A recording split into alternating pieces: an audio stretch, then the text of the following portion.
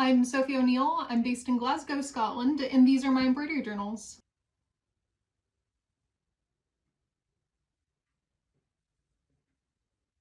Every day I embroider an icon that represents my day. This could be something I did, something I ate, somewhere I went, or even how I was feeling, but every day I embroider an icon that represents my day. At this point, I've been doing this for 5 years and I've embroidered over 1,800 icons representing my day. Each embroidery journal takes me about 30 hours over the course of the year to embroider. That's about 5 to 10 minutes a day of embroidery. I started my first embroidery journal back in 2020, and this was before the pandemic started to represent my journey into being a new manager in training in a hotel. I wanted to embroider everything I was learning, things I was doing. I even embroidered tiny little stars to represent each individual meeting I was going to on a daily basis. But it was a great 3 months, and then I was furloughed. So I actually ended up charting the course of the pandemic through my embroidery.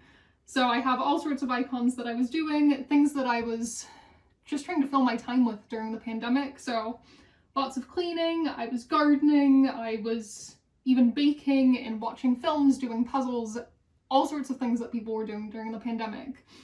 Later on in the year, I even charted a health issue I had where I developed a bone infection. It was a horrible experience, but I have a whole bunch of icons representing this time in my life.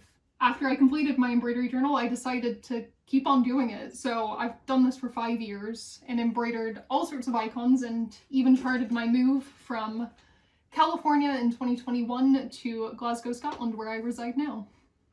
It gives me a good way to look back on my year by stitching an icon a day. I can kind of, at the end of the year, look back and be like, you know what, that was actually a really good year. I can see all of these small little things that occurred that you might not think about 5 years from now. This year, something I probably would have completely forgot about is I hosted an Easter egg hunt for my coworkers, and it was amazing watching all these grown adults run around trying to find the Easter egg hunts. We did a spoon and egg race as well.